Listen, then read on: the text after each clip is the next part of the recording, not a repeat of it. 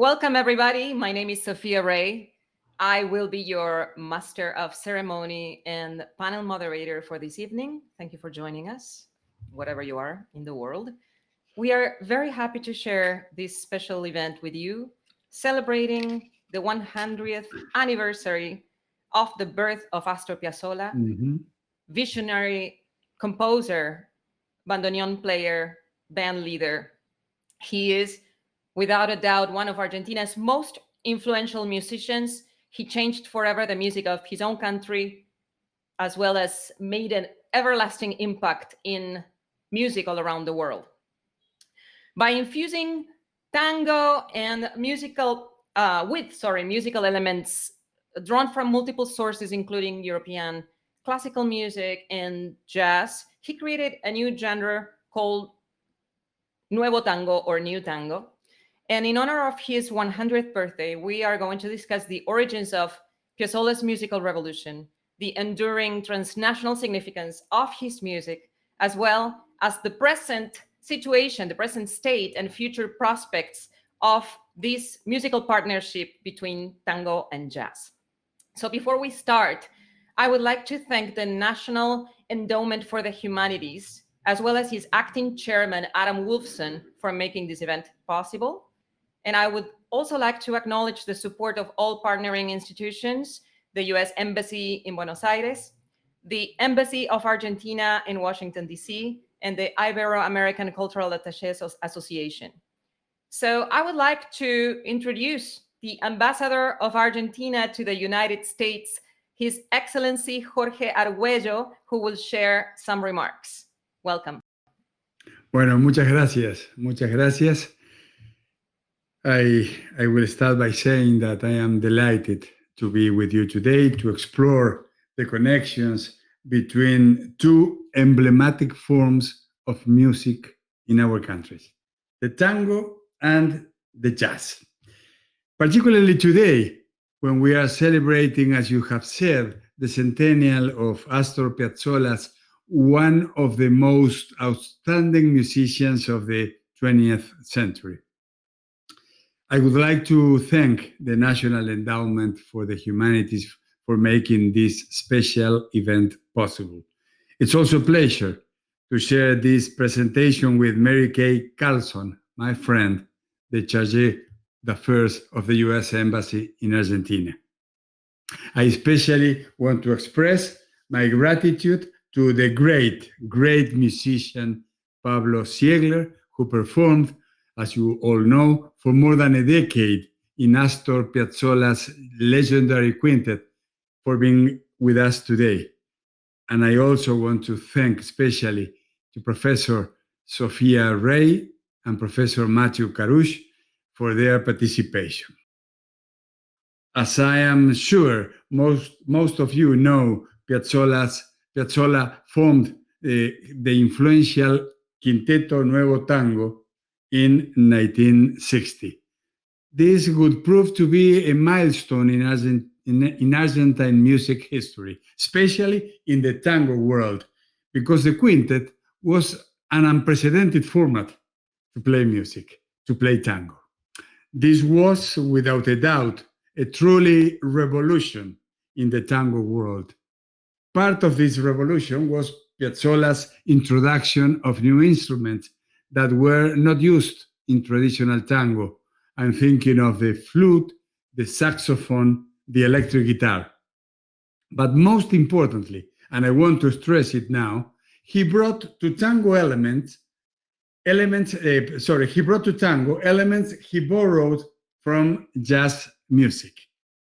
Even though he was not a jazz musician, he did collaborate and did play with top jazz musicians such as Jerry Mulligan. I have the long play still here, and Gary Barton. Piazzolla's connection with the United States started in his early childhood when he moved with his parents to New York, where the family lived for almost 10 years.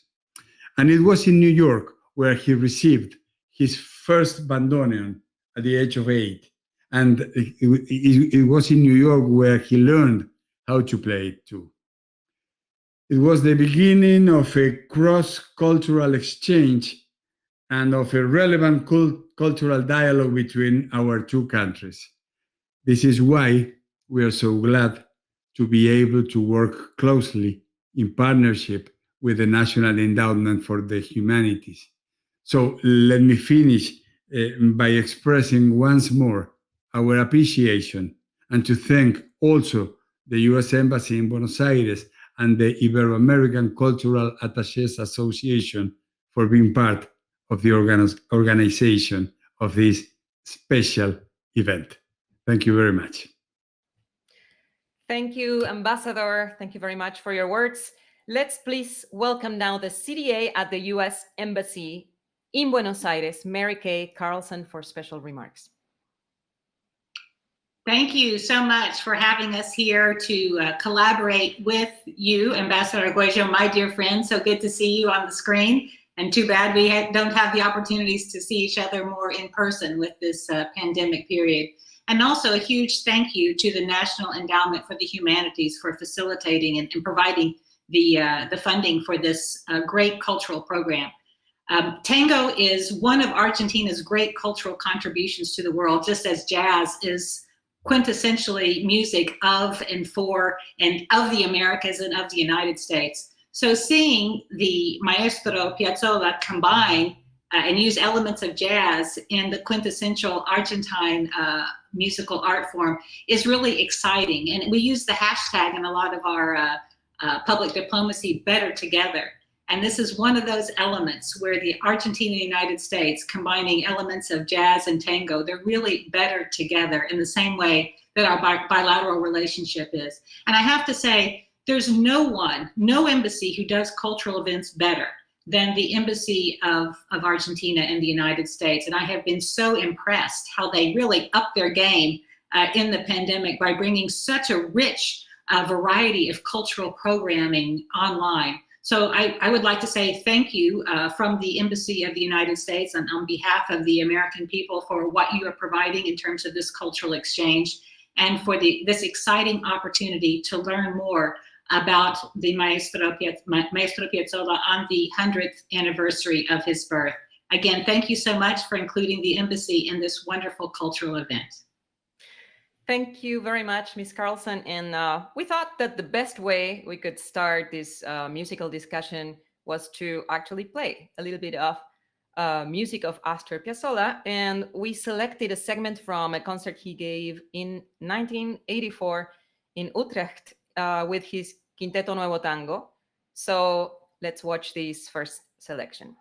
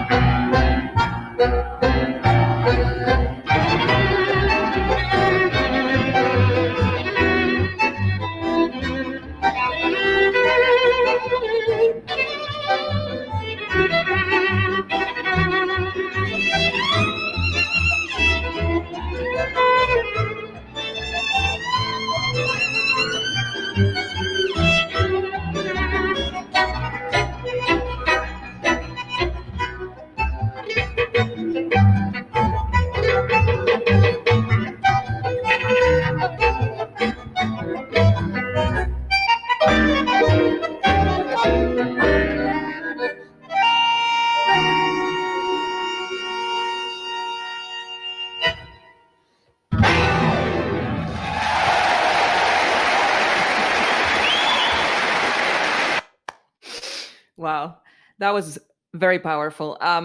So now is the time. I'm going to introduce our panelists. So first of all, let's welcome Pablo Ziegler, Grammy-winning pianist, composer, arranger, former pianist of Astor Piazzolla's quintet, and yes, of course, the man in charge of the piano in this beautiful video we just watched. Welcome, Pablo.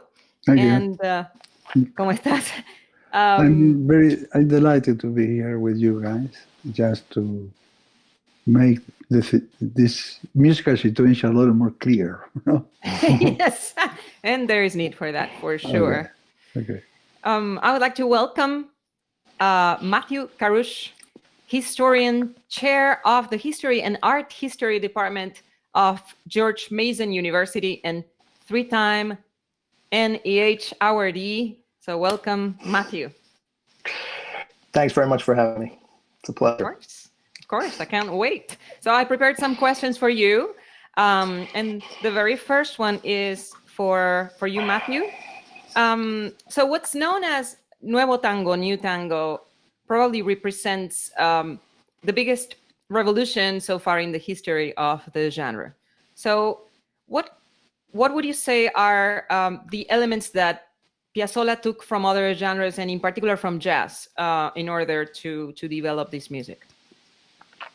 Thanks, Sophia. Well, Piazzolla revolutionized the tango principally by taking a popular dance music and transforming it into a serious avant-garde music for listening, as we just heard. To do that, he drew on both classical music and on jazz. As Ambassador Arguello already mentioned, Piazzolla grew up in New York City, spent the years between the ages of 4 and 16 on the Lower East Side. And of course, he did learn to play the bandoneon there. He also was exposed to the big band jazz of the 1930s. As a kid, in fact, he worked out how to play Gershwin's Rhapsody in Blue on the bandoneon, which I think is interesting because it shows that already at that age, he was interested in efforts to blend popular genres like jazz and classical music.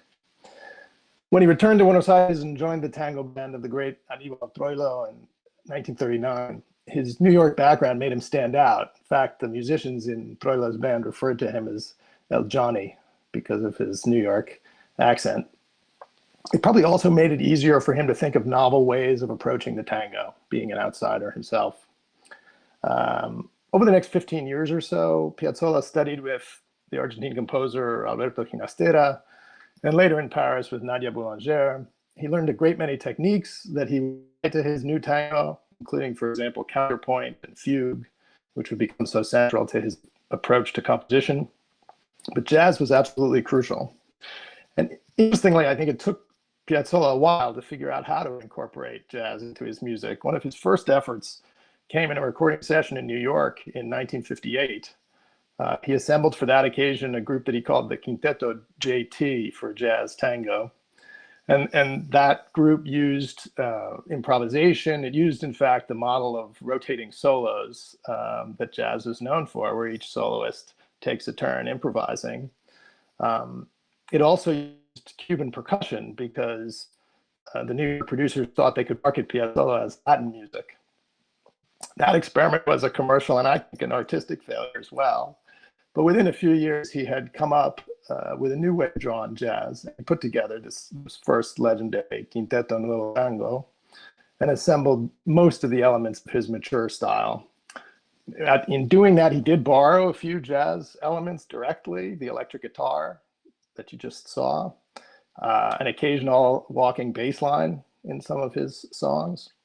But this music did not sound at all like jazz.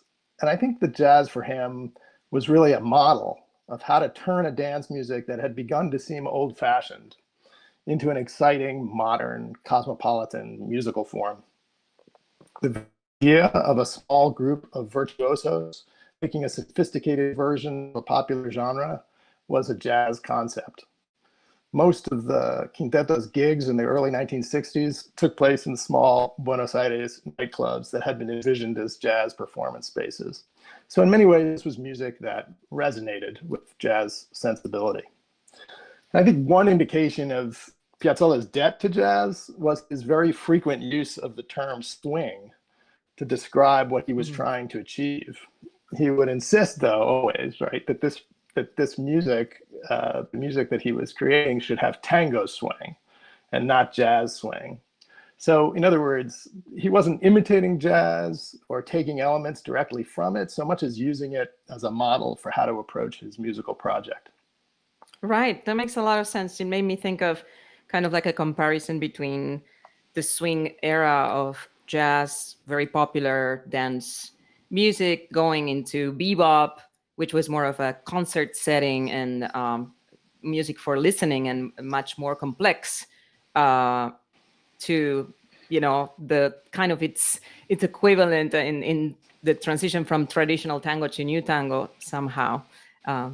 So that's very interesting, and it kind of leads me to my question to Pablo. So the word swing is usually associated with jazz. Everybody talks about swing in jazz, and so I wanted for you to tell me what your thoughts are on the notion of tango swing. What would that be? And second part of the question, even though one of the most important characteristics of jazz is improvisation, Piazzolla didn't use it as part of his music except later in his career. So what would you say Piazzolla thought about improvisation? Piazzolla, he was not a person that improvising.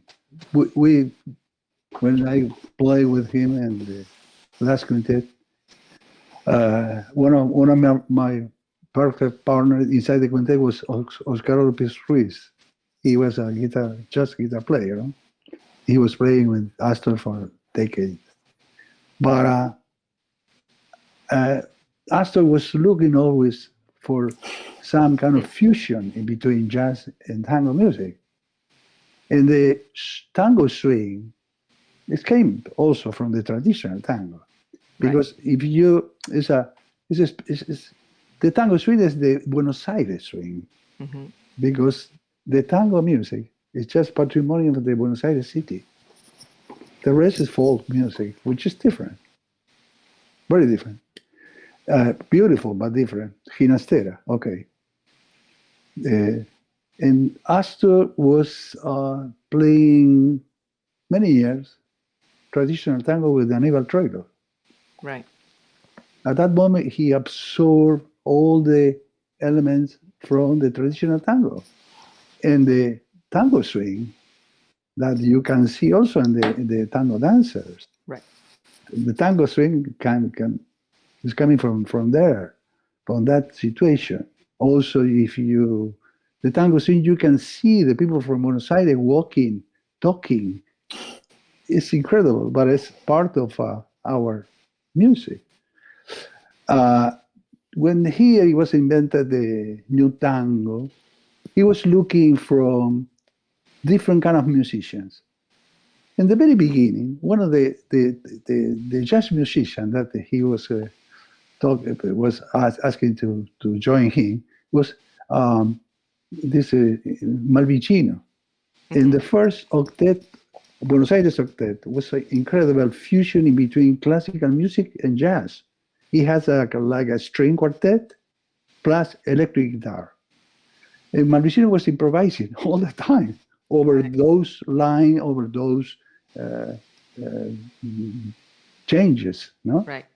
And you can see the arrangement and the piano parts or whatever. It's like especially with the quintet, it's like a string quintet.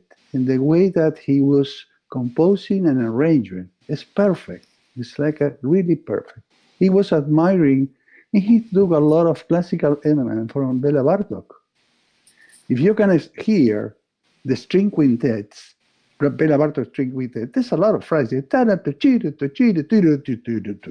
Piazzolla. It's incredible. I really love Bela Bartok, those string quintets or quartets. And I found a lot of elements from that. But at the same time, when he called me to be part of the last quintet, I met him in his apartment, and in my first question was, "Why are you calling me? I'm not tango player." Then he said, "No, for reason I'm calling you." Exactly. He wanna he wanna something that is bringing something new and fresh to put it in, especially in that quintet. No, the quintet was that is a guitar, violin, piano, bandoneon, and bass, just like a string quintet. Sounds like that. But he started to put changes in the music, the changes. You see, you play your way. You are except the piano part that was playing also the rhythm, no? The Gina to G to that famous 3-3-2 that he invented, no? That is very characteristic in our rhythm. Our tango tradition is 4/4, but the Piazzolla is 8/8, which is 3/3 plus 2, no? Kind of like the milonga. No, Right. the milonga is different. No, the milonga is different. No, the old milonga, let's say. The milonga of the past. Milonga campera. Exacto, la milonga campera. Campera con qué, campera con qué, okay? Yeah. But the milonga, which is fantastic. It's beautiful. I never play. I didn't play any kind of milonga. Piazzolla's milonga. He was composing slow milongas, beautiful ballads like Oblivion, or Milonga del Ángel. All the tango, Angel Tango series that he wrote for a theater. A piece I can't remember from who, but it was Tangos del Ángel. He was in Introducción al Ángel, La Muerte del Ángel, Resurrection, all those beautiful Milonga del Ángel, beautiful pieces. I learned a lot about that.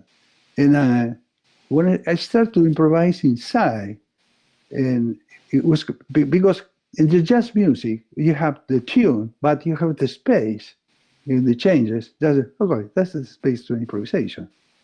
You can see just the change. You have to manage that, no? Everybody's managed that. But in this kind of the new tango, he wrote everything. Even in the tango orchestra, the famous variation was kind of written improvisation, but sounds that all the tango dancer has to learn just to put the right steps or whatever. But that was my I was delighted to be with him. It was for a big honor for me. No? Of course. To play with him during 10 years. And at some moment, about my improvisation or Lopez Ruiz improvisation, Astor started to improvise. I remember one of the tunes that is in our video in Montreal, 1984, and there's a tune called Tristezas de un doble A. Okay? Sadness from double A. Double A is Alfred Arnold. He created bandoneon, which is Alfred was bandoneons is coming from Alfred Band and some kind of union that start to help the production of the bandoneon. For that is bandoneon. That is the word, the bandoneon word coming from that. Okay, and when we played that piece in the Montreal Jazz Festival, the original piece was 5 minutes. In the Montreal Jazz Festival is 27 minutes. Because Astor start to, and I played, and start to circulate phrases in between me and him, in Lopez Ruiz especially, and all the band was finally. That was the moment that Astor started to play, to improvising. He was he didn't know that he was improvising all the time, because just to play if you can see the bandoneon part, was very simple, very simple. But just to play those notes, he was elaborating uh, pre-phrases to reach that note. It was always adding notes, scale, arpeggios. He was improvising. He didn't know, but finally, when we have to improvise, he did it. You can go to the 1984 Tristezas. You're gonna hear perfectly that. But I love the idea that that Piazzolla is reaching out to jazz musicians like Pablo, like Malvicino, Lopez Exactly. Ruiz, but still wanting the what you were talking about, Pablo, this sort of rhythmic feel of Buenos Aires, the way Exactly. the way porteños walk, and he said when he played in Italy in the 70s, Exactly. he complained to an interviewer that the Italian musicians are fine, but the music smells like pizza and it should smell like asado. Exactly. Oh, I remember that at that time, the moment that Piazzolla was calling me, I had a jazz trio with a famous jazz player, and I play a lot of tunes from Harry Hancock, that kind of more modern jazz, Dan Bebop. I was admiring Weather Report, all those guys. And then finally, I did my quintet. One of my tunes is called Buenos Aires Report because I was looking to have a group like Weather Report, but playing the music that I create, based and with a lot of influence from Piazzolla, from jazz music. Beautiful. So I think it's time for another short video so we can continue with this different musical selections. And talking about the Ángel series, we're going to listen to La Muerte del Ángel, the death of an angel, if I'm translating correctly, from a live performance at Montreux Jazz Festival in 1986, where you played as well, featuring Astor Piazzolla and legendary jazz vibraphonist Gary Barton. So let's play this second selection.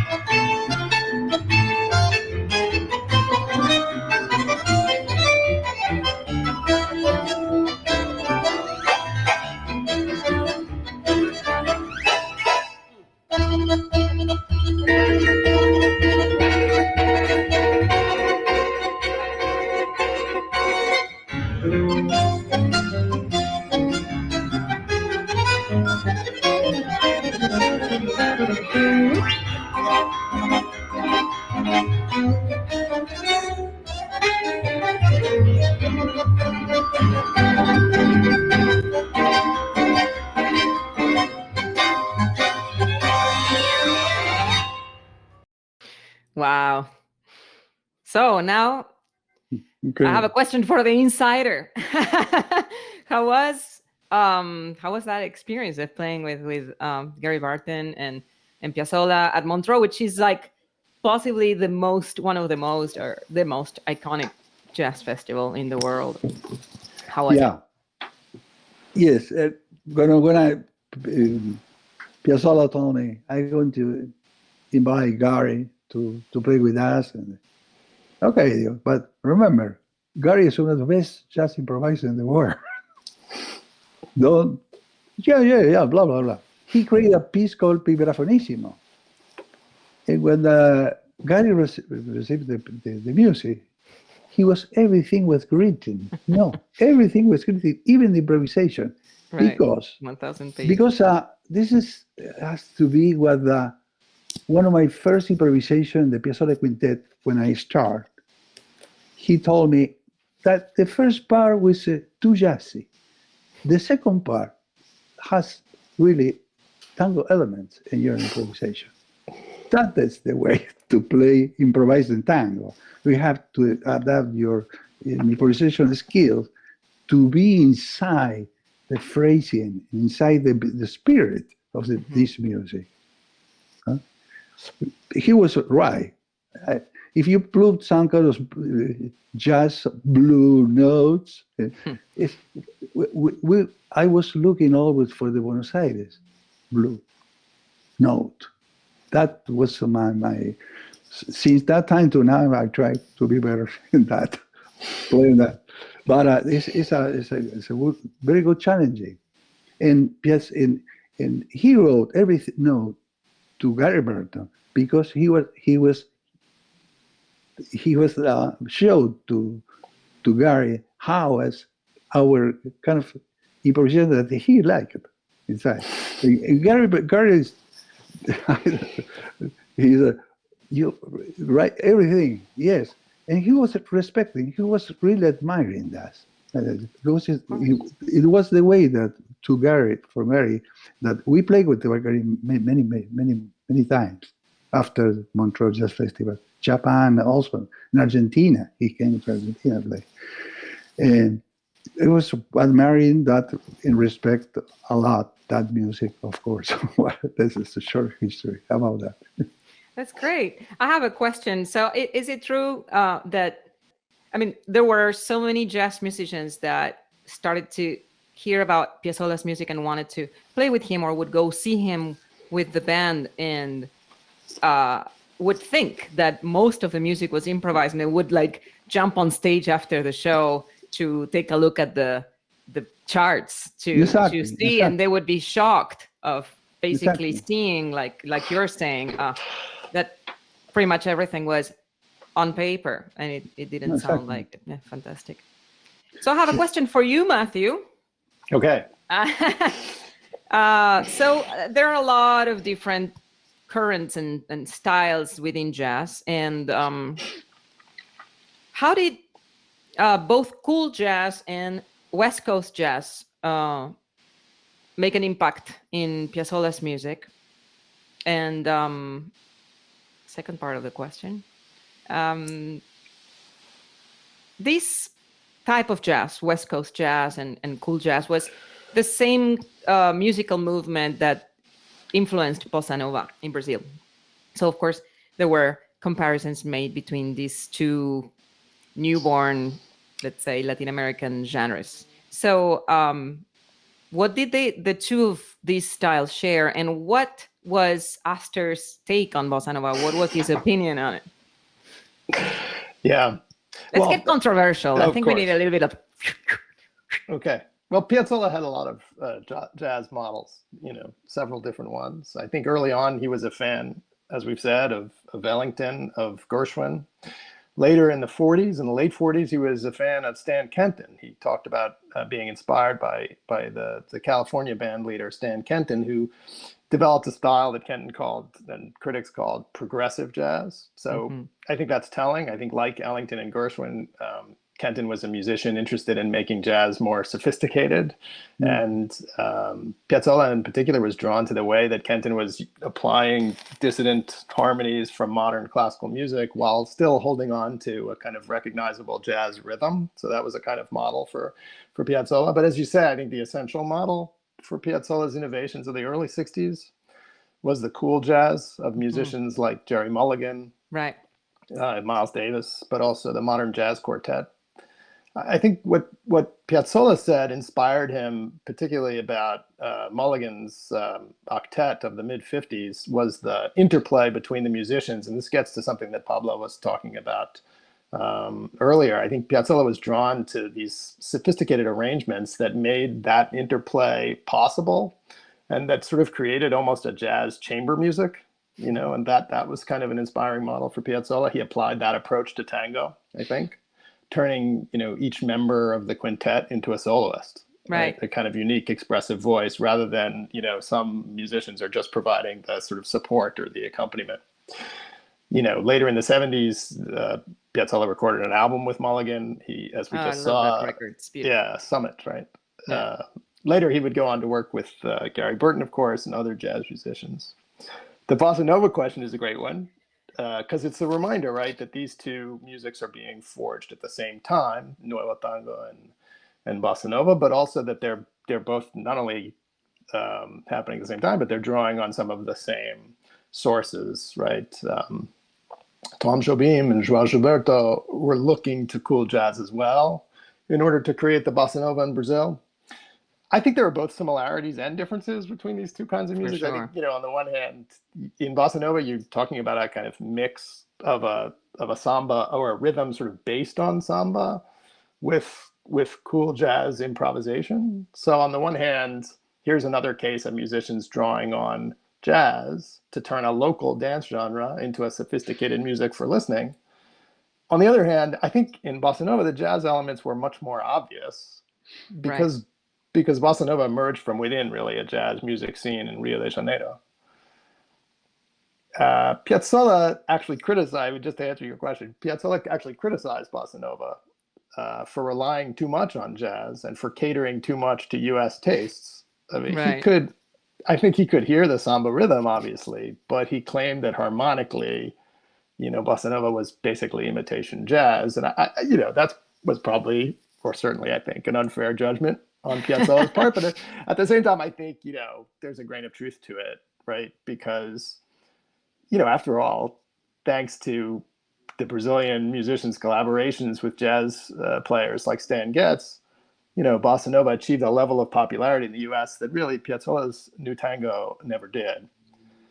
So maybe there was some truth to the fact that for Americans there was more of a similarity, or they felt that it was closer to what they knew. Yeah, I mean, I think bossa nova was more accessible to American audiences. Right. I think Nuevo Tango, and all of Piazzolla's music is, of course, totally captivating, but I think it requires something of the listener, right? Especially if we're not porteños, right? It requires us to kind of immerse ourselves in that world of tango, right? And it's a little more demanding in that sense than bossa nova was. For sure. Well, and then you get Astor Gilberto singing in English to bring to lure more people in, and that was massive, right?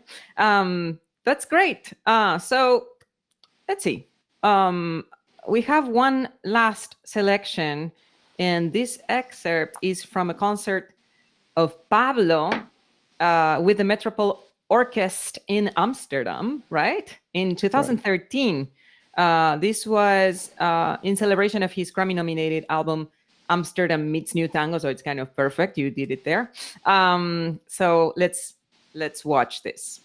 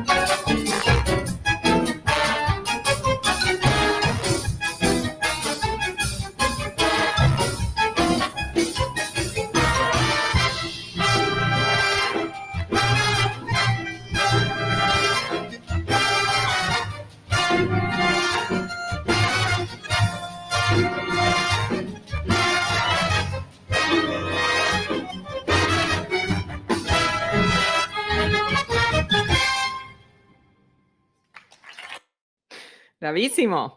Wow, Mhm. beautiful. It's beautiful. Wonderful. That was real crossover. Yes, Yeah. 100%. Spectacular. Wow. Yeah. I know the work of this orchestra. It's so interesting how they seem to be able to work in so many different genres of music and do such a great job. This is wonderful. So um, I wanted to ask you, after over a decade, Pablo, of you playing with Piazzolla, with his Quinteto Nuevo Tango, and being from a younger generation, what did you bring with you, or how did you apply this experience to the work you did after that, as a band leader, as a composer, with your own ensemble? And also, was this also part of the inspiration for creating this Tango Meets Jazz series? Yeah. Tango mi jazz or jazz tango. I did one of my last CDs called Jazz Tango that we got the Grammy finally in the in jazz in the Latin jazz category, which is crazy. Finally, our Nothing makes sense music there. arrived to the Latin jazz. No, it's considering part of the Latin jazz music in America, which is fantastic. But I was after episode I was trying to. I did a lot of different changes, rhythm using 7, using 9, 4, using a lot of different rhythms and harmonies, and but always tried to put the Buenos Aires inside, no, Buenos Aires spirit inside. I have the same age as Piazzolla song. That was I consider I was before Piazzolla I was working with RCA Victor and Columbia Records doing also symphonic arrangements Right. as a studio musician. When Piazzolla called me, I was thinking, oh my God, I have a career in Buenos Aires, but Buenos Aires, one day you are here and the next day you're down, out of the country for whatever political reason or whatever. But I decided be with Piazzolla during 10 years. I learned a lot. And after that, I started to play my music. I did a lot of CDs, tried to develop our music to the future. Right. That's it. It's amazing. And yes, I was mentioned that the night that we were playing with Gary Burton and Montreux, the first set, it was Miles Davis Orchestra. Wow. No, I remember that. He was no shirt. Yes, he That's played nice.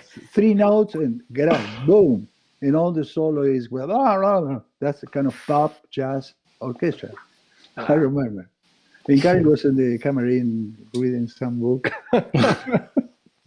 No contact in between Gary and Miles. I don't know why. But I was, oh my God, this is Something's happening. Something's cooking here. Monsters Night. Oh, yeah. Monster Night, Piazzolla, Gary, Miles Davis. Oh, wow. Something's cooking for sure. Wow. Fantastic. That's amazing. What an experience. My conversation with Piazzolla were fantastic. He was always, he know me. He know that I was composing, arranging. And he said, Pablo has put your mind in the music of you and in Buenos Aires music. I remember I turned off the radio and started to hear my internal radio. I was composing a lot, and that way, okay, here we are. After many years celebrating. Now the grandson of Piazzolla, Pipi Piazzolla, he has a beautiful sextet Scalantrum. Yeah, it's beautiful. He invited me to play now, and I'm going to play on May 2nd. And we call La Ballena Azul. Right. Which is now is the Auditorio Nacional. They changed the name for CCK to Auditorio Nacional. That's a beautiful hall. Yeah. Yeah, it's a beautiful hall. I know. Yes. Yeah. Well, congratulations. Yes. No, yes. I was planning just to visit my family there. At the same time, Peter said, "We have to come." Yeah, why not? That's great. I'm going to be there. I hope I'll get to see that by, live streamed or something. No, yes. The beauties of the pandemic. Yeah, we should see all music from all over the world sometimes now. So I think they put all on TV all the. Okay, great. The memorial concerts, no? That's great. I hope so. So hopefully we will get to see it. And also I invite people to play in the end some I don't know, Libertango or whatever. Right. What are the iconic Piazzolla pieces. Piazzolla pieces. So Matthew, I have a question for you. So even though Piazzolla's music is played all over the world by musicians from all kinds of different genres, we often see more classical than jazz musicians playing his repertoire today. Yeah. So could we say that he fulfilled his dream of becoming a legit modern classical composer this way? Yeah, I think Piazzolla's music's been thoroughly embraced, as you're saying, by the classical music world in a way that definitely would have thrilled him. I think sure. I think many of his pieces are now part of the accepted repertoire. It's become kind of common in recent years to see symphony orchestras performing, for example, the Cuatro Estaciones Porteñas, the Four Seasons of Buenos Aires, Piazzolla's famous response, really, to Vivaldi. Right. I think it is less common to hear Piazzolla's music performed in a jazz context, although there are clear exceptions. The clear standard bearer, of course, for all efforts to incorporate Piazzolla in jazz is Pablo Ziegler, who's continued to do that brilliantly over the years. I think there are some other interesting cases. Pablo Aslan, I would mention, the 100% great bass player. I mean, this is a recent album of his, or not so recent anymore, but in which he revisits, that strange jazz tango hybrid album that I was talking about before, I recorded in 1958. And Aslan kind of reinvents it and reimagines it. So I think there are still efforts to incorporate Right. Piazzolla's music and jazz. But I think we can also hear the influence of Piazzolla in contemporary jazz, even if it's not these kind of direct incorporations. I think recently jazz musicians is like Paquito de Rivera, you think about, or the great Argentine composer and bandleader Guillermo Klein, For sure. have incorporated tango, right, into their own repertoire. In those cases, it's more likely to be an older tango than it is one written by Piazzolla. For example, on Klein's recent album, you have two Carlos Gardel tangos of the 30s, right? Melodía de Arrabal and Volver, right? But I think, just the whole idea of a sophisticated, innovative, non-dance oriented treatment of these tango songs really would have been unimaginable, if Piazzolla had never existed, right? I think it's Piazzolla who kind of gave musicians this new way of engaging with the tango as kind of rich raw material for these profound musical explorations. So I think that's, even if they're not playing Piazzolla, that's kind of one of Piazzolla's legacies. For sure. There is an influence and there is an acknowledgement. I saw several big jazz publications are celebrating the 100 years of Astor's music and the influence it had on so many other jazz players. So that's wonderful. So we're close to the end, but I have one last question for both of you, and you can answer, just jump in, say whatever your thoughts are on this or anything else that you might want to share. So for both Pablo and Matthew, what are some new trends that you see in contemporary tango music that you are excited about? And what does the future look like for the genre? Very good question. Yeah, you we don't know the answer. I'm meaning to ask. There's no doubt Piazzolla's music went to the classical side more than the jazz side. Just a few guys play some pieces of Piazzolla. But in the classical side, because in the way that he was written music, no? Because there's those beautiful pieces for flute and guitar, the two guitars pieces, the bandoneon concerto, tres tangos. I remember when I started to play his bandoneon concerto with the symphonic, I played with him. He said, "No, we play together because the symphonic always the rhythm is not good." Okay, just you and me, and we were carrying the orchestra to the real articulation. Right. Bring the rhythm section in. Exactly, I remember. Okay, he puts his back in the piano. You and me. Okay, 3, 4, boom, in the orchestra. But we did it many times. That because I remember the first time that we played as a bandoneon concerto. The first part was Maurice Ravel. My God, can you hear that? We had to compete. Oh no, I'm okay with that. Me too. Okay, cross the finger. But this incredible guy. He was a fighter, Yes, a really fighter. When he was living here, he was a fighter. Just with his lefty guy, he was a fighter. It was incredible fighting in the real life with the music. He was attacked. When he was attacking, he gonna kill people. No, it's tremendous. And yes. He sounds the one they're like a fighter, Definitely is there. In the future, I don't know. There's a lot of young musicians in Buenos Aires playing Piazzolla now. Not in the past. He was learning articulation, just taking the videos.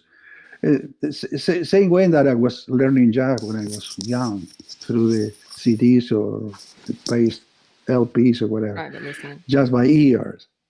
Because there's not too much music books, no? Learn that like a jazz books. There's not too much to learn this music. But I think yes, I was hearing some guys that trying to do really something different. Just a few guys, but I hope just always appear some people that push boundaries. Huh? For sure. Always. Those are welcome always. Yes, exactly. Absolutely. I don't know if you want me to weigh in here. I mean, Please, I think please. Pablo covered it well. I mean, all I would say is, there is a renewed, or at least before the pandemic, I don't know what it's like, frankly, now, but before the pandemic, there had been a real renewed interest in tango in Buenos Aires, and a lot of that is around the dance scene, which is kind of revived, I think, in a lot of ways. A lot of active milongas Yes. throughout the city. You also have, the whole group of musicians around the Orquesta Típica Fernández Fierro, Yes. and that's not Piazzolla music, right? But I think, there's something in the spirit there too, because that's a kind of attempt, Piazzolla, like Pablo's been telling us tonight, Piazzolla was always kind of stressing that my music is the contemporaneous music it's the contemporary music of Buenos Aires, right? Because he would get criticized. What have you done to the tango? The tango was this old-fashioned that sounded like this. You could dance to it, and now you've changed it. The Fernández Fierro has the punk attitude that it was needed, Fernández right? Fierro is much more punk, absolutely. Right. But I still think it's the same sort of Right. how do you take that tango sensibility and make it sort of the moment, right? Contemporary. So I think, there's a connection there and a kind of willingness and an openness to experiment and do something new. And I think that's the most, if tango is going to live and not just be a kind of memory of the past, you need kind of people who are going to experiment with it and make it new the way Piazzolla For sure. did. I mean, no, there's no new Piazzolla. That's too much to ask, but I do think there are people doing that. There is hope. There is hope. Yeah, absolutely. That's wonderful. Well, we are, this discussion, this conversation could just keep going. And I'm going to call both of you to continue it, because I think there's some items, some important things I would love to hear your thoughts on. And it's super interesting, how Piazzolla so boldly defied, so many struggles, and was able to keep true to himself until the very last day, and create something so authentic that just would continue and would live on forever. And that's really beautiful. And that's why we're here.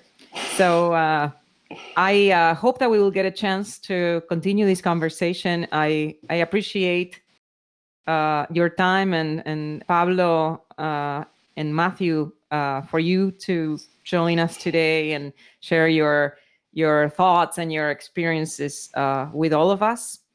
I would like to thank the NEH and its partners one more time for putting together this event to celebrate Astor in the 100th year after his birth.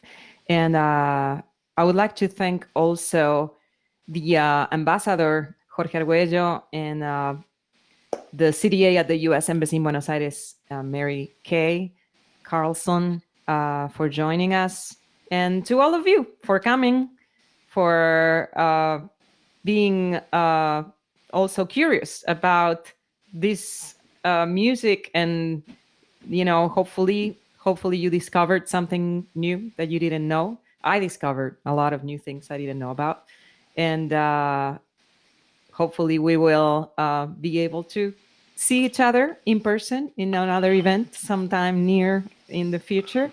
So I just want to thank you for, yes, please. No, I was going to say thank you, Sophia, and Oh. I hope we get to see Sophia. We'll all see each other at a Sophia Ray concert, and let me also say, like, what an absolute thrill to be on a panel with Pablo Ziegler, a real Thank you. giant. It's been thrilling. Thank you. I was very delighted to be with you, just to say something about this music. Okay, about my experience. Bueno, muchas gracias. Thank you so much, and thanks to everybody for staying with us throughout this event. We hope to see you sometime soon in the future. Muchas gracias. Have a beautiful evening. Que tengan muy buenas noches y hasta pronto.